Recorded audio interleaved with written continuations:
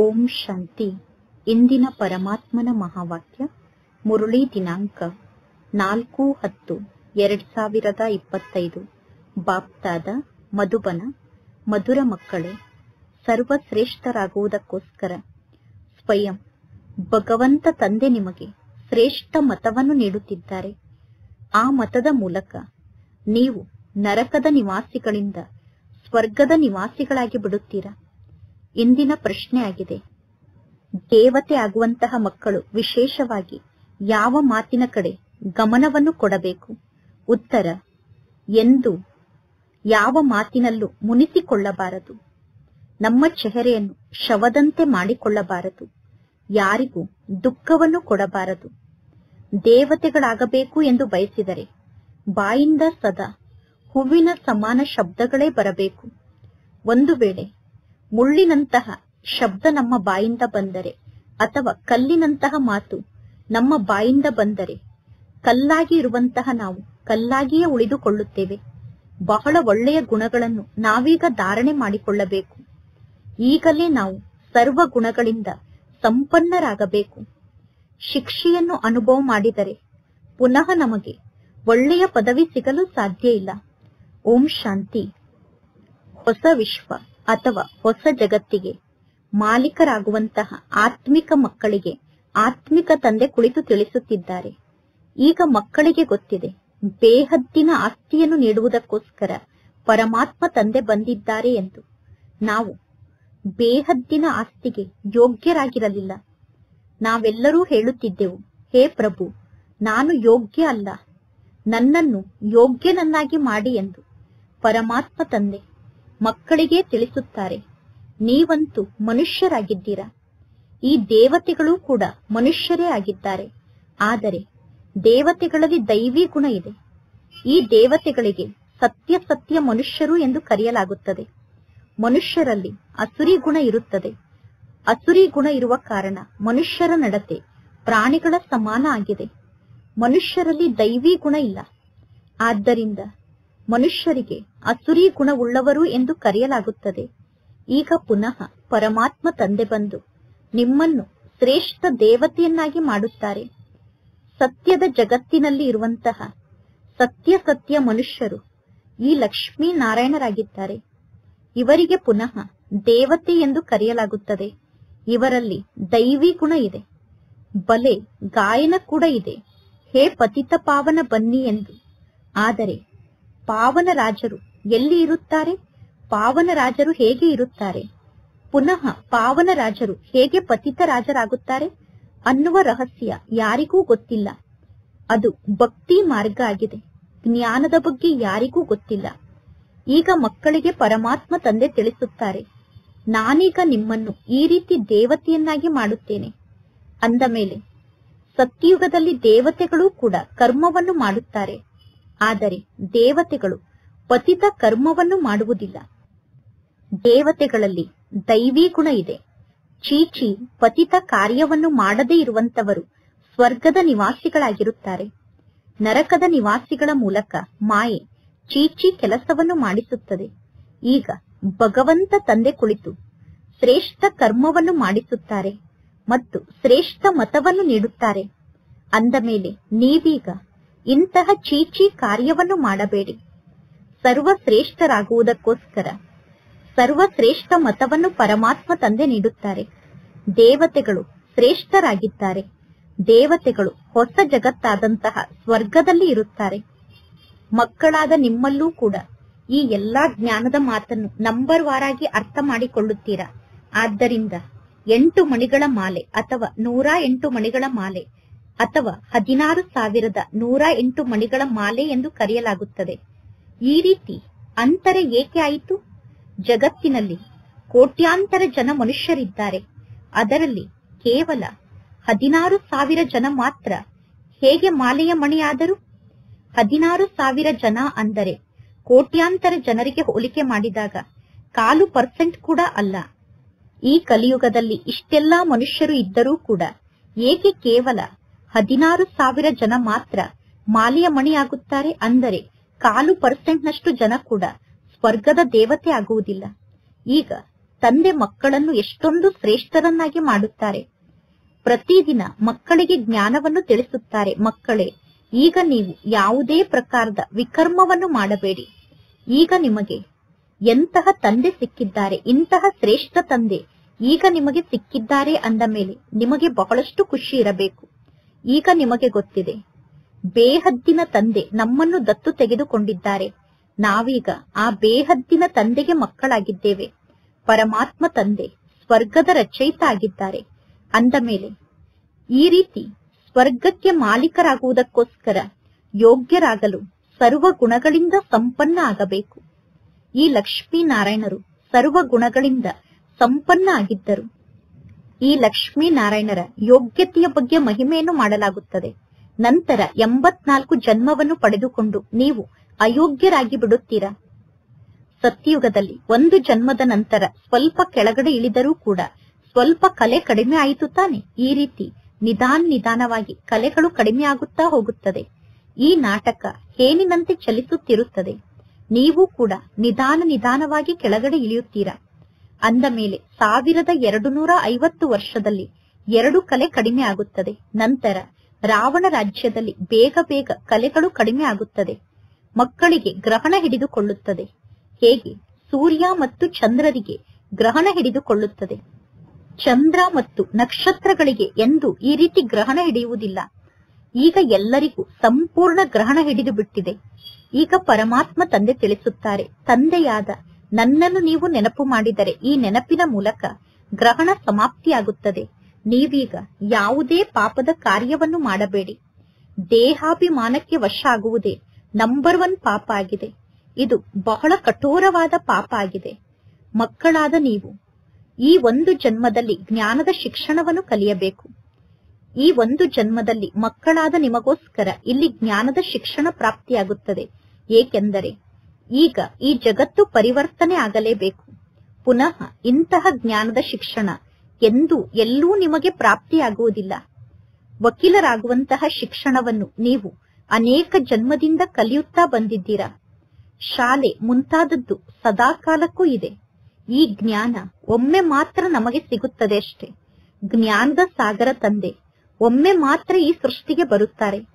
ಪರಮಾತ್ಮ ತಂದೆ ತಮ್ಮ ಮತ್ತು ರಚನೆಯ ಆದಿ ಮಧ್ಯ ಅಂತ್ಯದ ಸಂಪೂರ್ಣ ಜ್ಞಾನವನ್ನು ನಮಗೆ ನೀಡುತ್ತಾರೆ.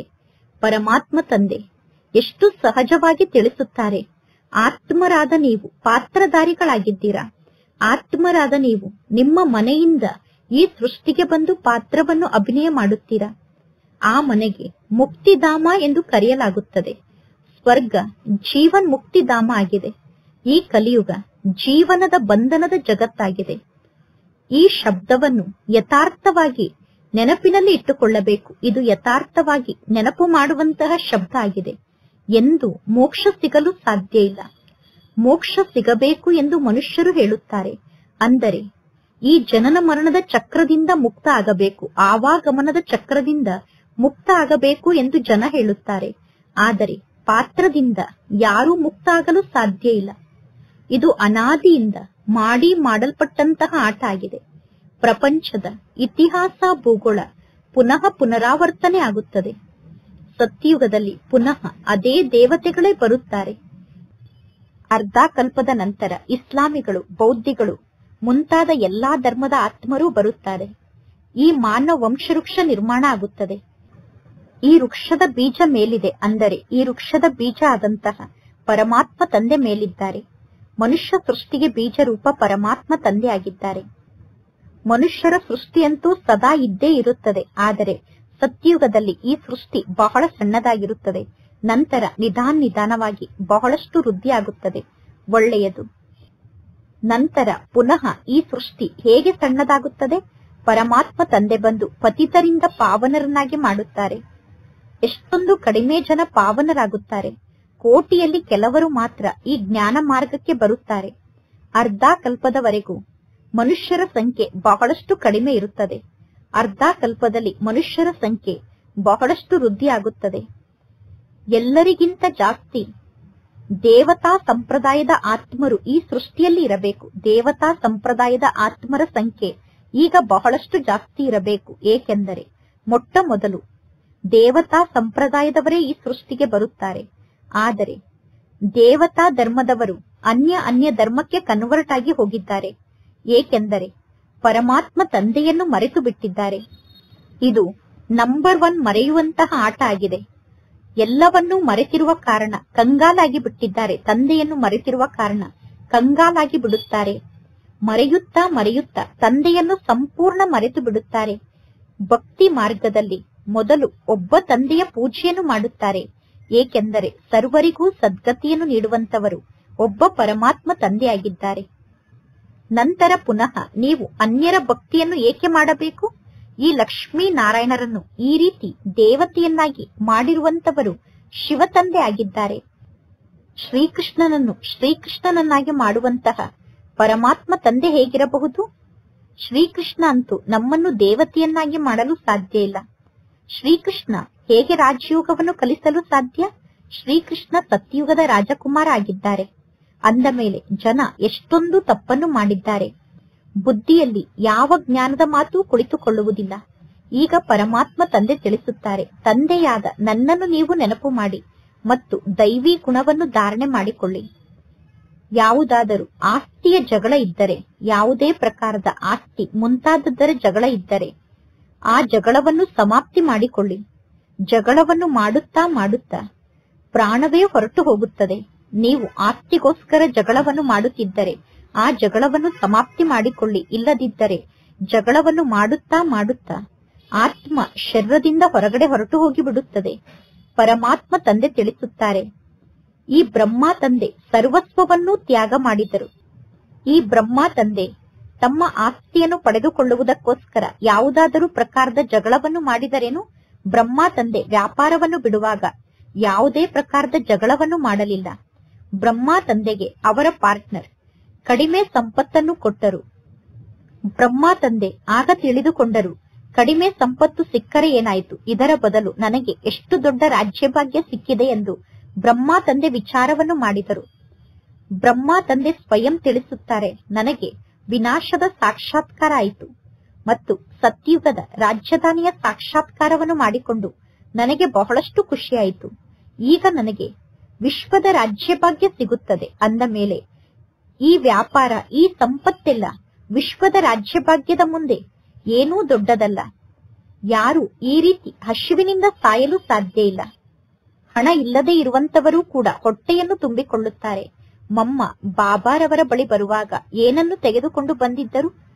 ಮಮ್ಮಾರವರನ್ನು ಈಗ ಎಲ್ಲರೂ ಎಷ್ಟೊಂದು ನೆನಪು ಮಾಡುತ್ತಾರೆ. ಮಮ್ಮ ಬಾಬಾರವರ ಬಳಿ ಬರುವಾಗ ಏನನ್ನೂ ತೆಗೆದುಕೊಂಡು ಬಂದಿರಲಿಲ್ಲ. ಆದರೆ ಈಗ ಎಲ್ಲರೂ ಮಮ್ಮಾರವರನ್ನು ಬಹಳಷ್ಟು ನೆನಪು ಮಾಡುತ್ತಾರೆ. ಪರಮಾತ್ಮ ತಂದೆ ತಿಳಿಸುತ್ತಾರೆ, ನೀವು ಮಮ್ಮಾರವರನ್ನು ನೆನಪು ಮಾಡುತ್ತೀರಾ. ಮಮ್ಮಾರವರನ್ನು ನೆನಪು ಮಾಡುವುದು ಸರಿಯಾದ ಮಾತಾಗಿದೆ. ಆದರೆ ಈಗ ನೀವು ಮಮ್ಮಾರವರ ಹೆಸರು ರೂಪವನ್ನು ನೆನಪು ಮಾಡಬಾರದು. ಈಗ ನಾವು ಕೂಡ ಮಮ್ಮಾರವರ ಸಮಾನ ಗುಣಗಳನ್ನು ಧಾರಣೆ ಮಾಡಿಕೊಳ್ಳಬೇಕು. ಮಮ್ಮಾರವರಂತೆ ನಾವೀಗ ಬಹಳ ಒಳ್ಳೆಯವರಾಗಿ ಸಿಂಹಾಸನಕ್ಕೆ ಯೋಗ್ಯರಾಗಬೇಕು. ಕೇವಲ ಮಮ್ಮಾರವರ ಮಹಿಮೆಯನ್ನು ಮಾಡುವುದರಿಂದ ನಾವು ಸಿಂಹಾಸನಕ್ಕೆ ಯೋಗ್ಯರಾಗುವುದಿಲ್ಲ. ಪರಮಾತ್ಮ ತಂದೆ ತಿಳಿಸುತ್ತಾರೆ, ತಂದೆಯಾದ ನನ್ನೊಬ್ಬನನ್ನೇ ನೀವು ನೆನಪು ಮಾಡಿ. ನೀವು ಸದಾ ನೆನಪಿನ ಯಾತ್ರೆಯಲ್ಲೇ ಸ್ಥಿತ ಆಗಿರಬೇಕು. ಮಮ್ಮಾರವರ ಸಮಾನ ನೀವೀಗ ಜ್ಞಾನವನ್ನು ತಿಳಿಸಬೇಕು. ಯಾವಾಗ ನೀವು ಮಮ್ಮಾರವರ ಸಮಾನ ಮಹಿಮೆಗೆ ಯೋಗ್ಯರಾಗಿ ತೋರಿಸುತ್ತೀರೋ ಆಗ ಮಮ್ಮಾರವರ ಮಹಿಮೆಯ ಸಾಕ್ಷಿಯನ್ನು ನೀವು ತೋರಿಸಿದಂತೆ. ಕೇವಲ ಮಮ್ಮ ಮಮ್ಮ ಎಂದು ಹೇಳಿದರೆ ಹೊಟ್ಟೆ ತುಂಬುವುದಿಲ್ಲ. ಕೇವಲ ಮಮ್ಮ ಮಮ್ಮ ಎಂದು ಬಾಯಿಂದ ಹೇಳುತ್ತಿದ್ದರೆ ನಿಮ್ಮ ಹೊಟ್ಟೆ ಇನ್ನೂ ಜಾಸ್ತಿ ಬೆನ್ನಿಗೆ ಅಂಟಿಕೊಳ್ಳುತ್ತದೆ. ಶಿವ ತಂದೆಯನ್ನು ನೀವು ನೆನಪು ಮಾಡಿದರೆ ನಿಮ್ಮ ಹೊಟ್ಟೆ ತುಂಬುತ್ತದೆ. ಈ ಬ್ರಹ್ಮ ತಂದೆಯನ್ನು ನೆನಪು ಮಾಡುವುದರಿಂದ ಕೂಡ ನಿಮ್ಮ ಹೊಟ್ಟೆ ತುಂಬುವುದಿಲ್ಲ. ನೀವೀಗ ಒಬ್ಬ ಶಿವ ತಂದೆಯನ್ನು ನೆನಪು ಮಾಡಬೇಕು. ಆ ಒಬ್ಬ ಶಿವ ತಂದೆಗೆ ಬಲಿಹಾರಿ ಆಗಬೇಕು. ಸೇವೆಯನ್ನು ಮಾಡುವಂತಹ ಯುಕ್ತಿಯನ್ನು ರಚನೆ ಮಾಡಬೇಕು. ಸದಾ ನಿಮ್ಮ ಬಾಯಿಂದ ಹೂವಿನ ಸಮಾನ ಶಬ್ದವೇ ಬರಬೇಕು. ಒಂದು ವೇಳೆ ಮುಳ್ಳಿನ ಸಮಾನ ಶಬ್ದ ಬಾಯಿಂದ ಬಂದರೆ, ಕಲ್ಲಿನ ಸಮಾನ ಶಬ್ದ ಬಾಯಿಂದ ಬಂದರೆ, ಕಲ್ಲಾಗಿ ಇರುವಂತಹ ನೀವು ಕಲ್ಲಾಗೆ ಉಳಿದುಕೊಳ್ಳುತ್ತೀರಾ? ನೀವೀಗ ಬಹಳ ಒಳ್ಳೆಯ ಗುಣವನ್ನು ಧಾರಣೆ ಮಾಡಿಕೊಳ್ಳಬೇಕು. ಈಗ ಇಲ್ಲೇ ನೀವು ಸರ್ವ ಗುಣಗಳಿಂದ ಸಂಪನ್ನ ಆಗಬೇಕು. ನೀವು ಶಿಕ್ಷೆಯನ್ನು ಅನುಭವ ಮಾಡಿದರೆ ನಂತರ ನಿಮಗೆ ಒಳ್ಳೆಯ ಪದವಿ ಸಿಗುವುದಿಲ್ಲ. ಈಗ ಇಲ್ಲಿಗೆ ಮಕ್ಕಳಾದ ನೀವು ಬರುತ್ತೀರಾ. ತಂದೆಯ ಆದೇಶದಂತೆ ಮಕ್ಕಳಾದ ನೀವು ಮಧುಬನಕ್ಕೆ ಬರುತ್ತೀರಾ. ತಂದೆಯ ಮೂಲಕ ಡೈರೆಕ್ಟ್ ಆಗಿ ಮುರಳಿಯನ್ನು ಕೇಳುವುದಕ್ಕೋಸ್ಕರ ಮಧುಬನಕ್ಕೆ ಬರುತ್ತೀರಾ. ಮಧುಬನದಲ್ಲಿ ಪರಮಾತ್ಮ ತಂದೆ ಬಹಳಷ್ಟು ತಾಜಾ ರೂಪದಲ್ಲಿ ನಶೆಯನ್ನು ಏರಿಸುತ್ತಾರೆ. ಮಧುಬನದಲ್ಲಿ ಪರಮಾತ್ಮ ತಂದೆ ಮಕ್ಕಳಿಗೆ ತಾಜಾ ನಶೆಯನ್ನು ಏರಿಸುತ್ತಾರೆ. ಅಂದರೆ ಫ್ರೆಶ್ ಆದ ನಶೆ ಮಧುಬನದಲ್ಲಿ ತಂದೆಯ ಮೂಲಕ ಮಕ್ಕಳಿಗೆ ಇರುತ್ತದೆ. ಸೆಂಟರ್ನಲ್ಲೂ ಕೂಡ ಮುರಳಿಯನ್ನು ಕೇಳಿದಾಗ ನಶೆ ಇರುತ್ತದೆ. ನಂತರ ವಾಪಸ್ ಮನೆಗೆ ಹೋಗಿ ಸಂಬಂಧಿ ಮುಂತಾದವರ ಮುಖವನ್ನು ನೋಡಿದ ತಕ್ಷಣ ಆ ಜ್ಞಾನದ ನಶೆ ಸಮಾಪ್ತಿಯಾಗಿ ಬಿಡುತ್ತದೆ. ಮಧುಬನದಲ್ಲಿ ನಿಮಗೆ ಗೊತ್ತಿರುತ್ತದೆ, ನಾವು ಪರಮಾತ್ಮ ತಂದೆಯ ಪರಿವಾರದಲ್ಲಿ ಕುಳಿತಿದ್ದೇವೆ. ಇನ್ನು ಲೌಕಿಕ ಜಗತ್ತಿನಲ್ಲಿ ಅಸುರಿ ಪರಿವಾರ ಇದೆ. ಆ ಅಸುರಿ ಪರಿವಾರದ ಮಧ್ಯದಲ್ಲಿ ಎಷ್ಟೊಂದು ಜಗಳ ನಡೆಯುತ್ತಿರುತ್ತದೆ. ನೀವು ಲೌಕಿಕ ಜಗತ್ತಿಗೆ ಹೋದ ತಕ್ಷಣ ಕೊಳಕಿನಲ್ಲಿ ಹೋಗಿ ಬಿದ್ದು ಬಿಡುತ್ತೀರಾ. ಲೌಕಿಕ ಜಗತ್ತಿಗೆ ಹೋದ ತಕ್ಷಣ ಕೊಳಕಿನಲ್ಲಿ ಸೇರಿಕೊಂಡು ಬಿಡುತ್ತೀರಾ. ಇಲ್ಲಿ ನೀವು ತಂದೆಯನ್ನು ಮರೆಯಬಾರದು. ಮಧುಬನದಲ್ಲಿ ಎಂದೂ ತಂದೆಯನ್ನು ಮರೆಯಬಾರದು. ಜಗತ್ತಿನವರಿಗೆ ಸತ್ಯವಾದ ಶಾಂತಿ ಸಿಗಲು ಸಾಧ್ಯ ಇಲ್ಲ. ಈ ಜಗತ್ತಿನಲ್ಲಿ ಯಾರಿಗೂ ಸತ್ಯವಾದ ಶಾಂತಿ ಸಿಗಲು ಸಾಧ್ಯ ಇಲ್ಲ. ಒಬ್ಬ ಪರಮಾತ್ಮ ತಂದೆಯನ್ನು ಬಿಟ್ಟು ಬೇರೆ ಯಾರೂ ಕೂಡ ಪವಿತ್ರತೆ, ಸುಖ, ಶಾಂತಿ, ಸಂಪತ್ತನ್ನು ನೀಡಲು ಸಾಧ್ಯ ಇಲ್ಲ. ಪರಮಾತ್ಮ ತಂದೆ ಆಯುಷ್ಮಾನ್ ಭವ, ಪುತ್ರವಾನ್ ಭವ ಎಂದು ಎಂದೂ ಆಶೀರ್ವಾದವನ್ನು ಮಾಡುವುದಿಲ್ಲ. ಕೇವಲ ಆಶೀರ್ವಾದದ ಮೂಲಕ ಯಾವ ಪ್ರಾಪ್ತಿಯೂ ಸಿಗುವುದಿಲ್ಲ. ಈ ಎಲ್ಲಾ ಜ್ಞಾನದ ಮಾತನ್ನು ಮನುಷ್ಯರು ಮರೆತು ಬಿಟ್ಟಿದ್ದಾರೆ. ಸನ್ಯಾಸಿ ಮುಂತಾದವರು ಆಶೀರ್ವಾದವನ್ನು ನೀಡಲು ಸಾಧ್ಯ ಇಲ್ಲ. ಇಂದು ಅವರು ಆಶೀರ್ವಾದವನ್ನು ನೀಡುತ್ತಾರೆ, ನಾಳೆ ಸ್ವಯಂ ಸತ್ತು ಹೋಗುತ್ತಾರೆ. ಪೋಪ್ ಅವರನ್ನು ನೋಡಿ, ಎಷ್ಟೊಂದು ಜನ ಪೋಪರು ಇದ್ದು ಹೋಗಿದ್ದಾರೆ. ಗುರುಗಳ ಗದ್ದಿಗೆ ಕೂಡ ಇರುತ್ತದೆ. ಬಾಲ್ಯದಲ್ಲಿ ಗುರು ಸತ್ತು ಹೋದರೆ ನಂತರ ಇನ್ನೊಬ್ಬರನ್ನು ಕರೆದುಕೊಂಡು ಬಂದು ಗುರುವನ್ನಾಗಿ ಮಾಡುತ್ತಾರೆ. ಸಣ್ಣ ಶಿಷ್ಯನನ್ನು ನಂತರ ಗುರುವನ್ನಾಗಿ ಮಾಡಿಬಿಡುತ್ತಾರೆ. ಇಲ್ಲಿ ಬಾಪ್ತಾದ ಇಬ್ಬರೂ ಕೂಡ ನೀಡುವಂತವರಾಗಿದ್ದಾರೆ. ಬಾಪ್ತಾದ ನಮಗೆ ಕೊಡುವಂತಹ ತಂದೆ ಆಗಿದ್ದಾರೆ. ಅಂದ ಮೇಲೆ ತಂದೆ ನಮ್ಮ ಮೂಲಕ ಪಡೆದುಕೊಂಡು ಏನನ್ನು ಮಾಡುತ್ತಾರೆ? ಪರಮಾತ್ಮ ತಂದೆ ನಿರಾಕಾರ ತಂದೆ ಆಗಿದ್ದಾರೆ. ನಿರಾಕಾರ ಪರಮಾತ್ಮ ತಂದೆ ಈ ಬ್ರಹ್ಮನ ಸಾಕಾರ ತನುವಿನಲ್ಲಿ ಬರುತ್ತಾರೆ. ಇದೆಲ್ಲ ಎಷ್ಟೊಂದು ಅರ್ಥ ಮಾಡಿಕೊಳ್ಳುವಂತಹ ಜ್ಞಾನದ ಮಾತಾಗಿದೆ. ನಾನು ಶಿವ ತಂದೆಗೆ ಇಷ್ಟೊಂದು ಹಣವನ್ನು ಕೊಡುತ್ತಿದ್ದೇನೆ, ಶಿವ ತಂದೆಗೆ ಸೇವೆಯನ್ನು ಕೊಡುತ್ತಿದ್ದೇನೆ ಎಂದು ಎಂದೂ ತಿಳಿದುಕೊಳ್ಳಬೇಡಿ. ಇಲ್ಲ, ಶಿವ ತಂದೆಯ ಮೂಲಕ ನಾವು ಪದವಿಯನ್ನು ಪಡೆದುಕೊಳ್ಳುತ್ತೇವೆ. ಅಂದ ಮೇಲೆ ತಂದೆಗೆ ನಾವು ಏನನ್ನೂ ಕೊಡುವುದಿಲ್ಲ.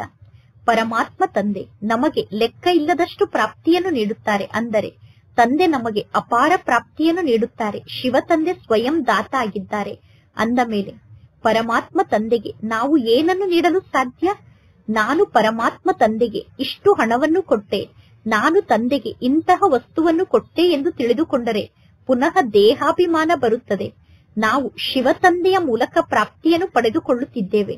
ಶಿವ ತಂದೆಯ ಬಳಿ ಇಷ್ಟೆಲ್ಲಾ ಜಾಸ್ತಿ ಜನ ಮಕ್ಕಳಿದ್ದಾರೆ.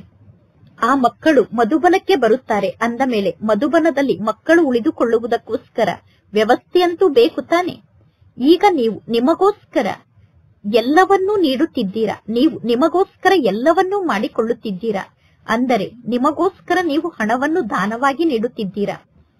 ಪರಮಾತ್ಮ ತಂದೆ ಸ್ವಯಂಗೋಸ್ಕರ ಏನನ್ನೂ ಮಾಡಿಕೊಳ್ಳುವುದಿಲ್ಲ. ಪರಮಾತ್ಮ ತಂದೆ ನಿಮಗೆ ರಾಜ್ಯಧಾನಿಯನ್ನು ನೀಡುತ್ತಾರೆ. ಅಂದ ಮೇಲೆ ನೀವು ಕೂಡ ನಿಮಗೋಸ್ಕರ ಎಲ್ಲವನ್ನೂ ಮಾಡಿಕೊಳ್ಳುತ್ತೀರಾ. ನಾನೀಗ ನಿಮ್ಮನ್ನು ಇಷ್ಟೊಂದು ಶ್ರೇಷ್ಠರನ್ನಾಗಿ ಮಾಡುತ್ತೇನೆ ಎಂದು ತಂದೆ ತಿಳಿಸುತ್ತಾರೆ. ಪರಮಾತ್ಮ ತಂದೆ ಮಕ್ಕಳಾದ ನಮ್ಮನ್ನು ತಮಗಿಂತ ಶ್ರೇಷ್ಠರನ್ನಾಗಿ ಮಾಡುತ್ತಾರೆ. ಇಂತಹ ಪರಮಾತ್ಮ ತಂದೆಯನ್ನು ನೀವು ಮರೆತು ಬಿಟ್ಟಿದ್ದೀರಾ. ಅರ್ಧ ಕಲ್ಪ ಪೂಜ್ಯರಾಗಿ ಇರುತ್ತೀರಾ, ಅರ್ಧ ಕಲ್ಪ ಪೂಜಾರಿಗಳಾಗುತ್ತೀರಾ. ಪೂಜ್ಯರಾಗುವುದರಿಂದ ನೀವು ಸುಖಧಾಮಕ್ಕೆ ಮಾಲೀಕರಾಗುತ್ತೀರಾ. ನಂತರ ಪೂಜಾರಿ ಆದಾಗ ದುಃಖಧಾಮಕ್ಕೆ ಮಾಲೀಕರಾಗುತ್ತೀರಾ. ಪರಮಾತ್ಮ ತಂದೆ ಯಾವಾಗ ಬಂದು ಸ್ವರ್ಗವನ್ನು ಸ್ಥಾಪನೆ ಮಾಡುತ್ತಾರೆ ಅನ್ನುವುದು ಯಾರಿಗೂ ಕೂಡ ಗೊತ್ತಿಲ್ಲ. ಈ ಜ್ಞಾನದ ಮಾತು ಸಂಗಮ ಯುಗದ ಬ್ರಾಹ್ಮಣರಾದ ನಿಮಗೆ ಮಾತ್ರ ಗೊತ್ತಿದೆ. ಪರಮಾತ್ಮ ತಂದೆ ಎಷ್ಟು ಚೆನ್ನಾಗಿ ಜ್ಞಾನವನ್ನು ತಿಳಿಸುತ್ತಾರೆ. ಆದರೂ ಕೂಡ ಮಕ್ಕಳ ಬುದ್ಧಿಯಲ್ಲಿ ಜ್ಞಾನ ಧಾರಣೆ ಆಗುವುದೇ ಇಲ್ಲ.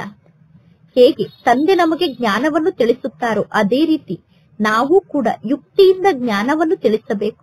ಪುರುಷಾರ್ಥವನ್ನು ಮಾಡಿ ಶ್ರೇಷ್ಠರಾಗಬೇಕು. ಪರಮಾತ್ಮ ತಂದೆ ಮಕ್ಕಳಿಗೆ ಜ್ಞಾನವನ್ನು ತಿಳಿಸುತ್ತಾರೆ. ಮಕ್ಕಳೇ, ನೀವೀಗ ಬಹಳ ಒಳ್ಳೆಯ ದೈವಿ ಗುಣವನ್ನು ಧಾರಣೆ ಮಾಡಿಕೊಳ್ಳಬೇಕು. ಯಾವ ಮಾತಿನಲ್ಲೂ ಮುನಿಸಿಕೊಳ್ಳಬಾರದು. ಶವದ ಸಮಾನ ಚೆಹರೆಯನ್ನು ಮಾಡಿಕೊಳ್ಳಬಾರದು. ಈಗ ನಿಮ್ಮ ಚೆಹರೆ ಶವದ ಸಮಾನ ಆಗಬಾರದು. ಪರಮಾತ್ಮ ತಂದೆ ತಿಳಿಸುತ್ತಾರೆ, ಈಗ ನೀವು ಅಂತಹ ಯಾವುದೇ ಪಾಪದ ಕಾರ್ಯವನ್ನು ಮಾಡಬಾರದು. ಚಂಡಿಕಾ ದೇವಿಯ ಮೇಳ ಕೂಡ ನಡೆಯುತ್ತದೆ ತಾನೆ. ಚಂಡಿ ದೇವಿಯ ಜಾತ್ರೆ ಕೂಡ ನಡೆಯುತ್ತದೆ. ಚಂಡಿಕಾ ಎಂದು ಯಾರಿಗೆ ಕರೆಯಲಾಗುತ್ತದೆ? ಯಾರು ಪರಮಾತ್ಮ ತಂದೆಯ ಮತದಂತೆ ನಡೆಯುವುದಿಲ್ಲವೋ ಅವರಿಗೆ ಚಂಡಿ ಎಂದು ಕರೆಯಲಾಗುತ್ತದೆ. ಯಾರು ದುಃಖವನ್ನು ನೀಡುತ್ತಾರೋ ಅಂತಹ ದುಃಖವನ್ನು ನೀಡುವಂತಹ ಚಂಡಿಕೆಯರ ಜಾತ್ರೆ ಕೂಡ ನಡೆಯುತ್ತದೆ. ಮನುಷ್ಯರು ಅಜ್ಞಾನಿಗಳಾಗಿದ್ದಾರೆ. ಆದ್ದರಿಂದ ಈ ಯಾವ ಜ್ಞಾನದ ಮಾತಿನ ಅರ್ಥವನ್ನೂ ತಿಳಿದುಕೊಂಡಿಲ್ಲ. ಯಾರಲ್ಲೂ ಕೂಡ ಜ್ಞಾನವನ್ನು ಅರ್ಥ ಮಾಡಿಕೊಳ್ಳುವಷ್ಟು ಶಕ್ತಿ ಇಲ್ಲ. ಎಲ್ಲರೂ ಖಾಲಿ ಇದ್ದಾರೆ. ಅಂದರೆ ಎಲ್ಲರ ಬುದ್ಧಿಯೂ ಖಾಲಿ ಇದೆ. ಈಗ ತಂದೆಯನ್ನು ನೀವು ಚೆನ್ನಾಗಿ ನೆನಪು ಮಾಡುತ್ತೀರಾ. ಆಗ ತಂದೆಯ ಮೂಲಕ ನಿಮಗೆ ಶಕ್ತಿ ಸಿಗುತ್ತದೆ. ಆದರೆ ನೀವೀಗ ಇಲ್ಲಿ ಕುಳಿತಿದ್ದರೂ ಕೂಡ ನಿಮ್ಮ ಬುದ್ಧಿ ಹೊರಗಡೆ ಜಗತ್ತಿನಲ್ಲಿ ಅಲೆದಾಡುತ್ತಿರುತ್ತದೆ.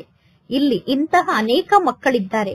ಅವರ ಬುದ್ಧಿಯೋಗ ಹೊರಗಡೆ ಜಗತ್ತಿನಲ್ಲಿ ಅಲೆದಾಡುತ್ತಿರುತ್ತದೆ. ಆದ್ದರಿಂದ ಪರಮಾತ್ಮ ತಂದೆ ತಿಳಿಸುತ್ತಾರೆ, ನೀವು ಈ ಚಿತ್ರಗಳ ಸಮ್ಮುಖಕ್ಕೆ ಹೋಗಿ ಕುಳಿತುಕೊಳ್ಳಿ. ಚಿತ್ರವನ್ನು ನೋಡಿದಾಗ ಬುದ್ಧಿ ಬ್ಯುಸಿಯಾಗಿ ಇರುತ್ತದೆ.